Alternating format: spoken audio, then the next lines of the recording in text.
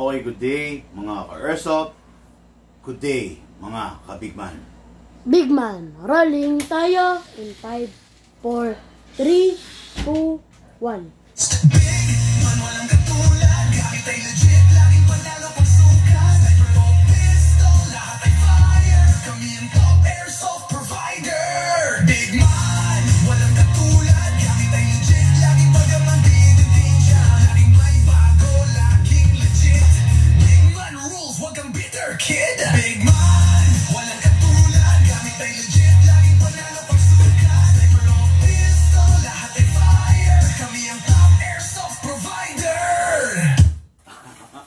Okay, hello, good day mga airsoft. Good day mga ka-bigman. Hello po mga airsoft, good evening.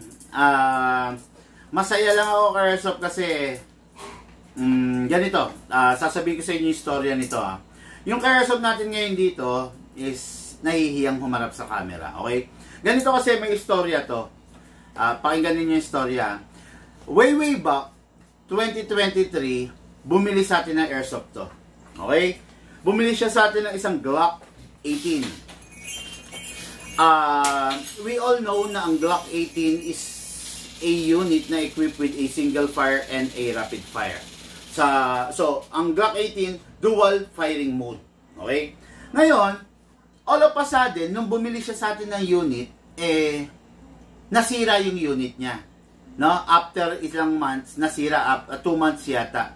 Ngayon, nabalitaan niya na lifetime warranty tayo. Siguro nung sinasabi natin, nung dinidiscuss natin nung una, hindi gano'n nagre-register sa utak niya na lifetime warranty tayo. Then, nabalitaan niya sa vlog na lifetime warranty tayo. So, he is claiming a lifetime warranty. Okay. Ngayon, hindi ko pinagbigyan sa lifetime warranty. It is because, unang-una, yung nasira dun sa unit niya is the hammer assembly ng Glock 18. Okay? Since hammer assembly ang nasira ng Glock 18 at ang naging cause ng pagkasira is hindi paggamit ng silicone oil. Okay? For your information, ipapakita ko sa inyo kung ano itsura ng hammer set assembly ng Glock 18. Okay? Kukuha lang tayo ng Glock 18. Penga kong hammer set assembly dyan. Dito. Okay, wala tayong ordinary Glock 18. Lahat lang off the line. Sige, ito. Okay, mga airsoft, this is a Glock 18. Yan, ito dual firing mode dyan. Ayan yung mga yan.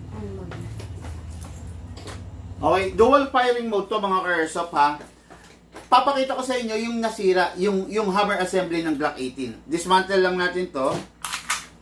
Okay.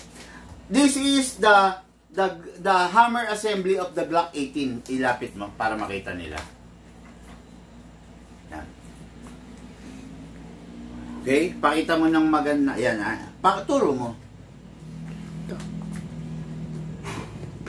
Yan yung hammer assembly ng Glock 18 mga ka-airsoft hammer assembly po, okay? Ngayon, ito pakita rin natin ng malapitan. Kaya ba buksan? Wala akong kukoy. Ayan, nakikita nyo, hammer assembly Ang isang buong hammer assembly is assembly, isang buo. Ayan siya. Pag kinalas siya, ganito itsura niya. Yan. Okay? So, plug and play yan. Yan. Okay, plug and play yan Ngayon, di nasira. So, he is claiming a lifetime warranty.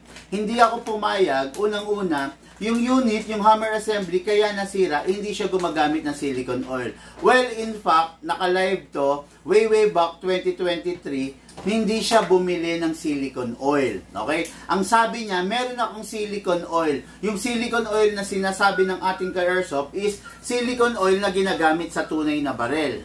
Okay? Ngayon, sinasabi ko naman sa inyo yung downside ng paggamit ng silicone oil na yon. Okay? Ngayon, nagalit siya sa atin. No? Actually, na-appreciate ko naman. Tinanggap niya yung pagkakamali niya, no? Kaya, winelcome ko siya dito sa shop, no? So, nagalit siya sa atin, no? Kasi, sinasabi niya na, sabi ko raw, lifetime warranty, pero, hindi naman daw lifetime warranty. Sabi ko naman, sa mga vlog ko, lifetime warranty tayo dun sa unit, pero, kung misuse yung resulta ng pagkasira, hindi po sakop ng lifetime warranty yon. Ang sakop po doon is yung service na lang. Okay? Yung nasirang parts, which is the hammer assembly, babayaran po niya.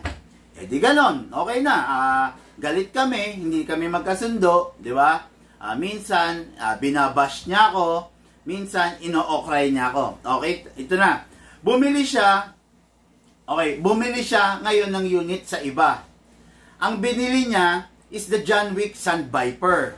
Okay lang, labas na tayo ron, di ba? Kasi everyone, each and every one of us, merong free will. Okay? Merong free will kung kanino mo gustong bumili, kung saan mo gustong bumili, kung anong gusto mong bilhin. Meron kang free will. Libre yon. Kumbaga, meron kang karapatang pumili. Okay? So, ayun na. E di, bumili siya sa iba. Okay? Kunin mo yung unit niya, yung John Wick Sand Viper. Ito na. Tako na. Okay na rin yung Sand Viper natin. Ito.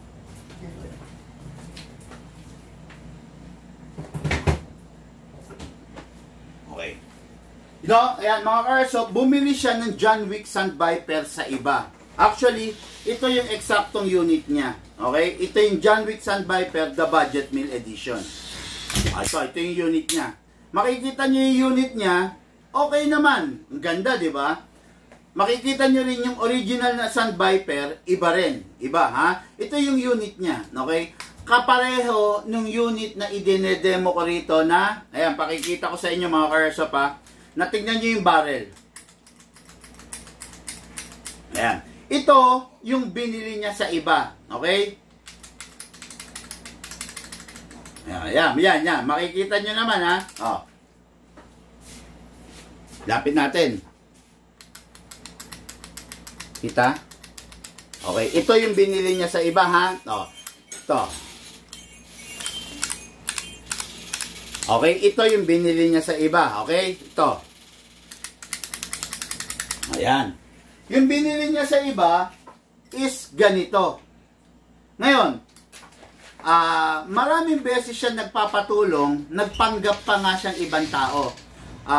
Pinapa-fix barrel niya to. Okay, pinapa-fix barrel niya. Yung katulad ng mga unit natin. Tinatanggihan natin ilang beses siya nag-PM gamit ang dummy account. Tinatanggihan natin kasi lagi ko man sinasabi sa inyo, okay i-fix barrel to. 'Di ba? Okay lang i-fix barrel. Kikita ko sa iyo, 'di ba?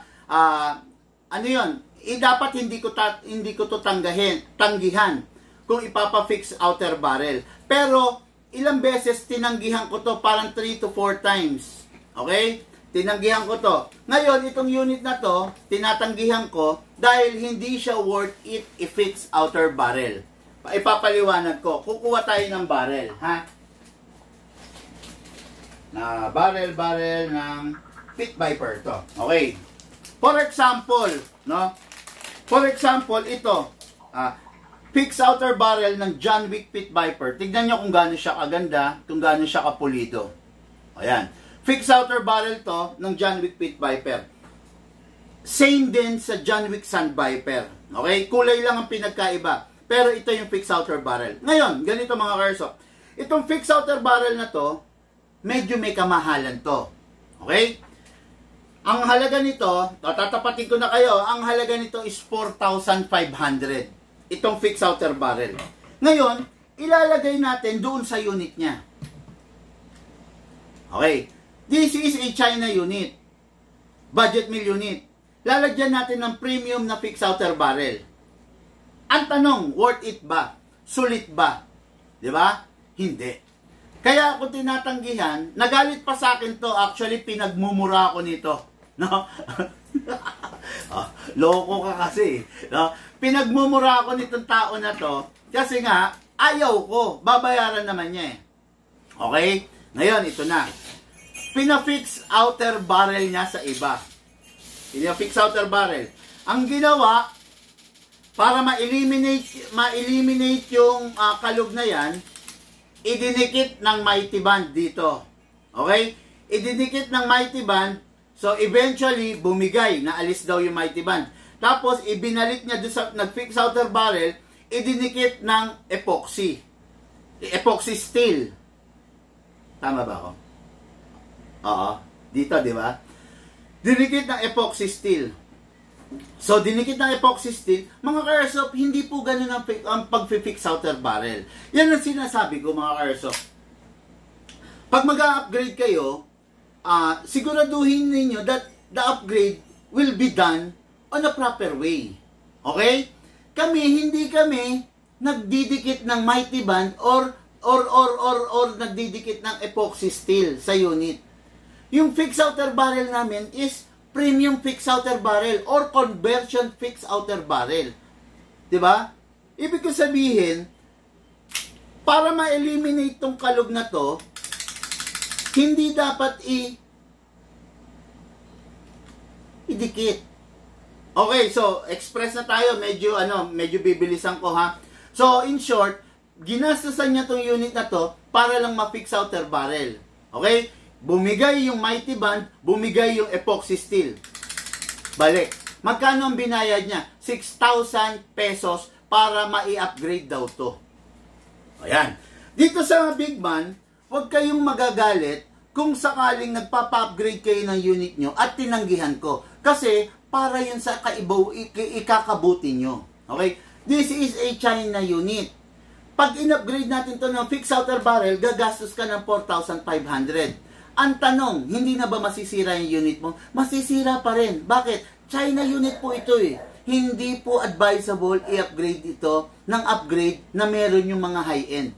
At kahit gastusan mo pa to ng doble-doble sa 4.5, hindi po kayang tumindig, hindi kayang tumayo nito laban dun sa mga high-end na unit. Okay? Hindi nito kakayanin. China unit po ito eh.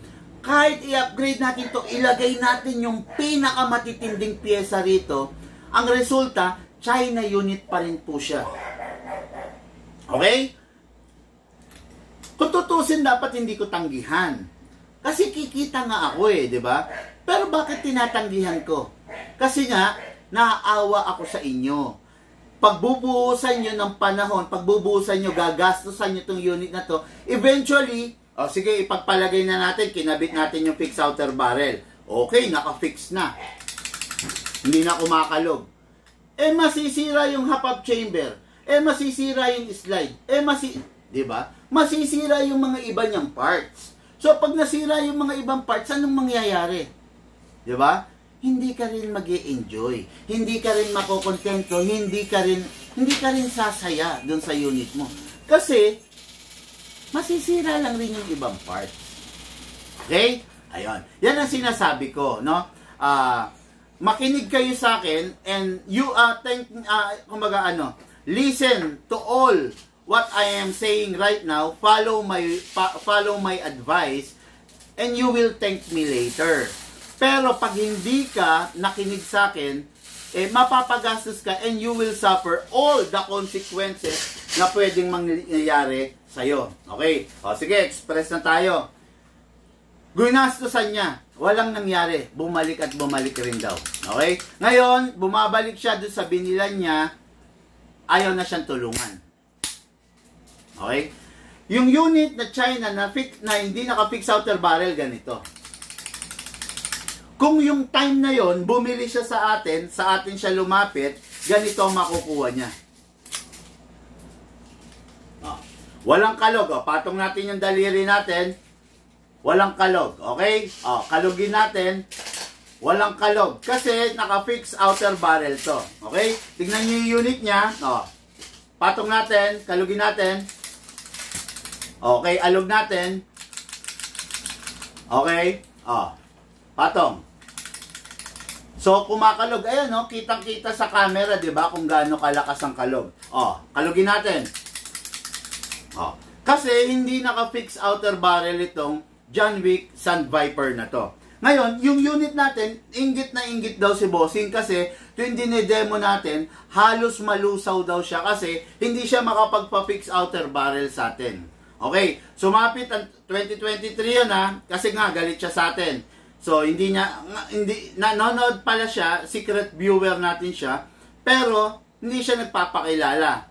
naiinggit daw siya dun sa mga dinedemo natin na mga naka-fix outer barrel. Ayan, no? Oh. Yung kumakalog, ito yun, ha? Ito yun, ha? Okay. Ayan, no? Oh. Hindi siya ayan, no? Ayan yung barrel niya, ayan, no? Oh. Hindi umaalog, di ba? Lumalagotok, oo. Pwede yun kasi clearance yun. Pero ayan, no? In short, ayan, no?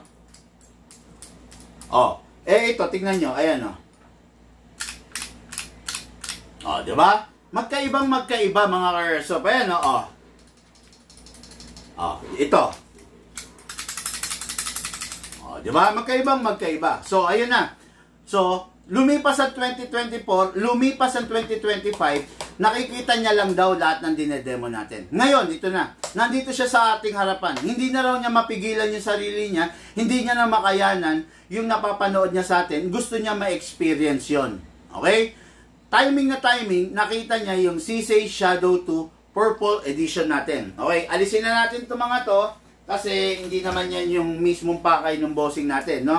Taga-Bagak, Bataan to mga airsoft. Alam nyo ba kung ilang oras ang kailangan mo from Bagak, Bataan papunta rito sa Bulacan? 7 hours. Okay? 7 hours ang binyahe nila papunta rito sa atin sa Santa Maria, Bulacan, para sa isang napakatindi, napakasulit na unit. Okay? And now, I present to you, hindi ko na siya ipapakita sa camera kasi mga ka-airsoft, yun nga, medyo hindi maganda yung yung naging simula namin, no? 2023, bumili siya sa atin ng airsoft. After 2 months, nasira kasi hindi niya pina-follow, hindi niya sinusunod, kinokontra niya yung mga proper maintenance. Then 2024, bumili siya ng airsoft sa iba, napasubo siya, naloko siya. Ngayon, 2025, ang ating ka-airsoft, Sir Alfredo, nagbabalik. Okay, nagbabalik big man. Timing na timing, meron pa tayong Sisay Shadow, the Everyman's Dream, the Shadow 2, Purple Edition. Grabe! Napakalupit, napakatindi. Wala ba akong sound effect dyan? Okay, no? Ulit, ipe-present ko ulit, ha? Okay, ngayon, nagbabalik kay airsoft natin, Sir Alfredo of Bagak, Bataan. Timing na timing. Ang unit, makikita niya ngayon.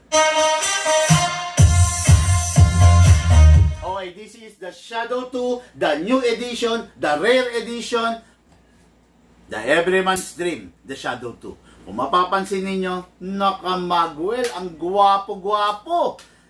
Hindi everyday makakabili ka nito. Okay? Dumarating sa punto na kahit may pera ka na, hindi mo pa mabibili to. Why?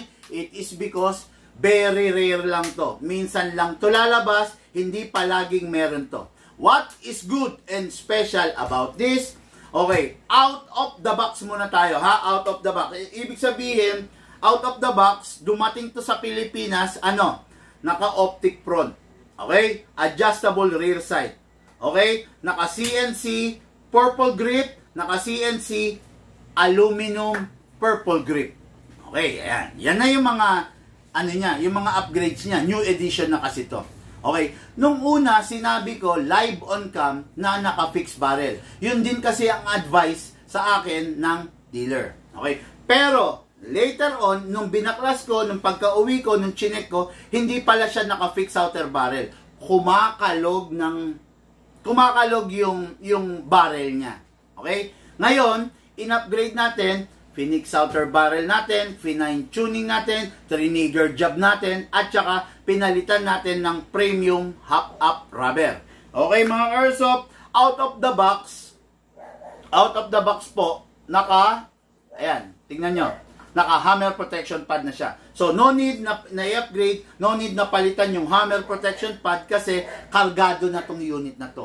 Okay, ang upgrade na lang na ginawa natin, fix outer barrel, fine tuning, trigger job, and premium hop-up rubber. Hindi, isa pa, yung recoil bumper. Okay, yung recoil bumper nito is ordinary plastic lang, pero pinalitan na natin, in-upgrade na natin siya ng engineering plastic material. Okay, mas matigas yun, mas talagang durable yun. Okay? The Everyman's Dream, the Shadow 2 Purple Edition. What is good and special about this unit? Ito yung unit na pwede mong pangyabang. Ito yung unit na talagang hindi ka titignan pipitsugin. Ito yung unit na talagang pang competition grade. So, iaangat niya yung paglalaro mo ng airsoft into the next level. Woo! Napakasarap gamitin, eksaktong-eksakto sa grip ng iyong kamay, talagang sa pormahan, talagang patikasan, magandang gamitin siya. Okay? Itong unit na to, meron lang downside. Talaga naman, hindi siya budget meal. Okay? Talaga naman, may kaukulang presyo. Okay? Tulad nga ng sinabi ko, in-upgrade na namin. Naka-fix outer barrel na siya. Okay? Nung una, akala ko naka-fix eh. So, kinalog ko. Nung kinalog ko, medyo okay naman. Nung binaklas ko, hindi siya naka-fix. Mahigpit lang talaga yung setting sa kanya. So, gumagalaw yung barrel niya. Ngayon, wala na. Hindi siya gumagalaw. Kasi nga, i-phoenix na natin talaga totally. Okay? Ngayon, to unit na to, ito ang isa sa mga unit na capable of number 12 na gas, number 14 na gas, at yung pinaka-special, pinaka-matindi, pinaka-pandiinan, CO2 na gas. Okay? Number 12 kg na gas, 14 kg na gas, at CO2 na gas, capable tong unit na to. Lahat ng klase ng gas so far na inilabas sa ating merkado, pwede po dito. Okay? Ngayon, itong unit na to is full steel CNC, lahat ng laman loob, internals, lahat ng nasa loob na nagdadanas ng mga matinding wear and tear, full steel. Okay? Walang unit na didikit sa magnet, walang bagay na didikit sa magnet na hindi bakal. Lahat ng bakal dumidikit sa magnet. Ngayon, tuwaan ng magnet. Subukan mong i-magnet yung hammer assembly, yung hammer set mo. Hindi didikit kasi alloy po 'yan. Okay? Ang hammer, ang pinakamatindi ang dinadanas na wear and tear every time na nagpapaputok ka ng unit. Kasi ang hammer, siya yung pumapalo doon sa firing pin. Okay? Kaya, ano pang i-expect nyo kung yung unit ninyo purong bakal? Wala ka nang masasabi pa, di ba? Okay. Ngayon, itong unit na to, i-demo test fire natin. Unit ng ating ka-airsoft, Sir Alfredo, ang nagbabalik natin ka-airsoft, ang isa sa mga basher natin, ang isa sa mga haters natin, na ngayon nagbabalik na muli kaibigan na natin.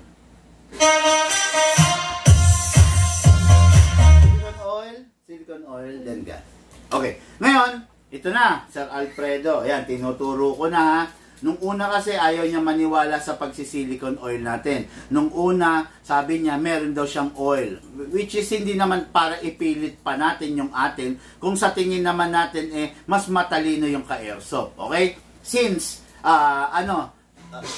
sinuko niya na yung bandera niya, okay? Naging submissive siya sa atin, kailangan ituro natin sa kanya kung paano lahat gagawin. Okay? Number 1, press the valve. Bakit? Bakit natin kailangan i-press ang valve? Bakit natin kailangan lagyan ng silicone oil? Kailangan natin i-press ang valve para yung oil na i-spray natin papasok. Pag hindi mo prines, pag hindi mo pinindot, nakasara yung valve, yung oil tatambay dyan tapos tutulo. Pero pag prines mo, yung valve mag-o-open, yung oil papasok. Okay? Spray po tayo. Okay. Ngayon, after the output valve, the inlet valve naman. Sa inlet valve, wala kang pipisilin, wala kang gagalawin, i-spray mo lang. That's it. Ngayon, kunin natin yung unit. Ikasa natin manually, ilock natin manually, sprayan natin ng nozzle. That's it. After that, release, then rest. Okay. Yan na. Bossing. Yun nga, Sir Alfredo, ibang level na po ito. Talagang kaya kailangan maging maingat kayo sa kanya. Talagang kailangan sundin ninyo yung proper maintenance kasi sayang yung unit, no? Sa totoo lang, ako ang nangihinayang sa unit. Ako yung nangihinayang sa unit. Anyway, no? Pag may time ka, pa-ship mo sa akin yung Glock. Tignan natin, tutulungan kita. Don't worry. Okay? Yan. Natutuwa naman ako kasi yung dating basher, yung dating haters natin is kasama na naman natin. Di ba? Okay, ngayon, ito yung unit niya. Maglalagay tayo ng gas. Sa paglalagay ng gas, always upside down. Gagamit lang tayo ng 12 kg ngayon. Pero itong unit mo, pwede mong gamitan ng number 14. Pwede mo rin gamitan ng CO2. Okay? Upside down, hindi pwedeng pahiga. Hindi rin po pwedeng patayo. Kailangan po pataob. Upside down, then press down.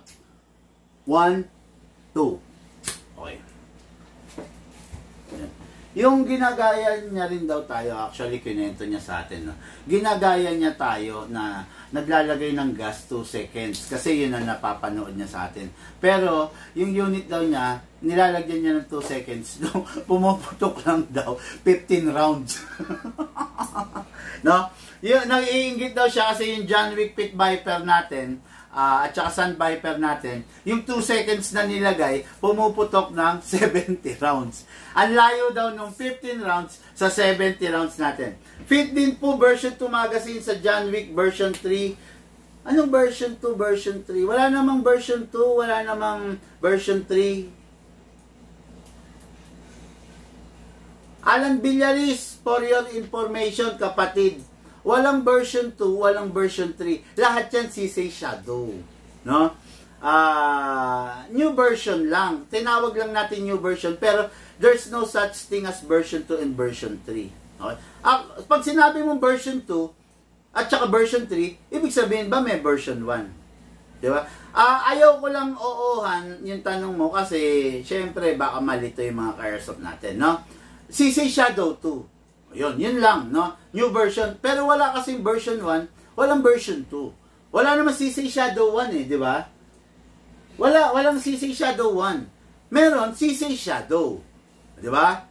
Pero walang sinabing CC Shadow 1. Kasi baka malito yung mga ka-airsoft natin, ha? There's no such thing as version 1, version 2, version 3. New version, pwede pa natin sabihin kasi nga, mga bagong labas. Pero eventually, pare-parehas yan, magiging CC Shadow lang yan. CC Shadow with Magwell. Ganun yan, no? Kasi from the start, mas magandang sabihin natin yung tunay na CC Shadow to.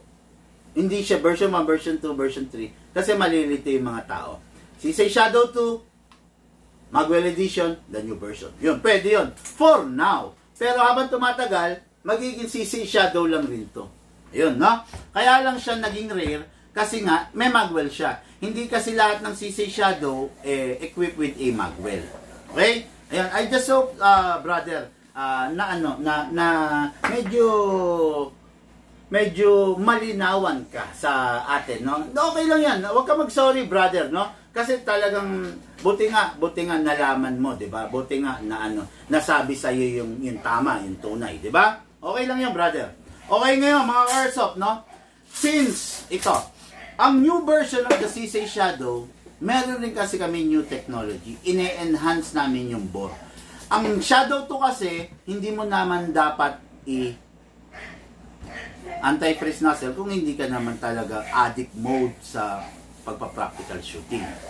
Hindi mo rin naman dapat siya i-big bore kasi kung tawagin ang nozzle ng Shadow is the slow bore version.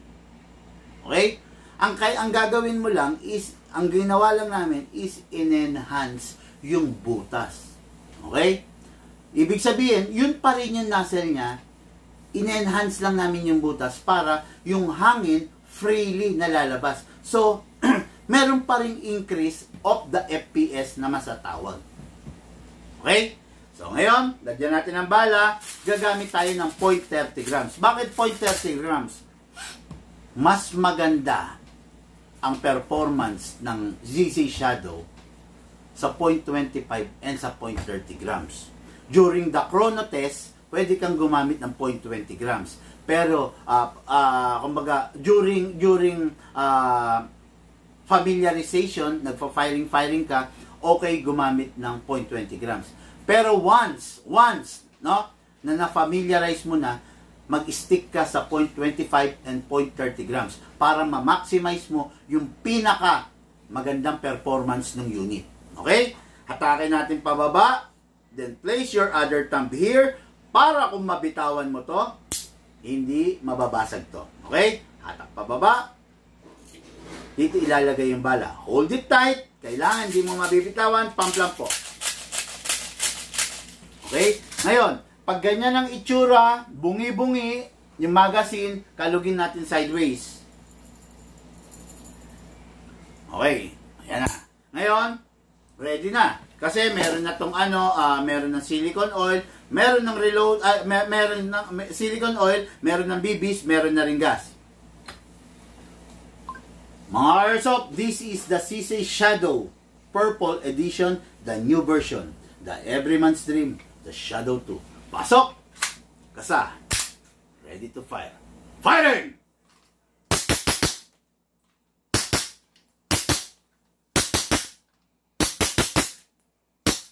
Open slide kasi indication na wala na siyang bala. Next thing to do, release the magazine, release the slide. Rest the hammer by pressing the trigger. Pakasarap. Sabi ko nga sa inyo, nung tinespire ko to kanina, bawat putok niya, pumuputok ka, di ba? Utya, parang kinakaldag yung dito ko. Hindi, sa totoo lang, hindi ko kayo binobola, ha? Pero ramdam na ramdam mo, parang sinusuntok yung dito mo. Kada putok ko, kada ganyan ko, parang feeling ko, bug, kumakalabog. Kung sa personal, makikita nyo lang kung gaano pumutok. No? Tapos, syempre, sabi ko nga sa inyo, in-enhance pa natin. Fix outer barrel, fine-tuning, trigger job, enhancement of the nozzle, plus the recoil buffer. O, di ba? Napakasarap. Nasaan yung mga recoil buffer natin dito? Ito. Pakita ko sa inyo mga airsoft, ha. This is the ordinary na itsura ng recoil buffer.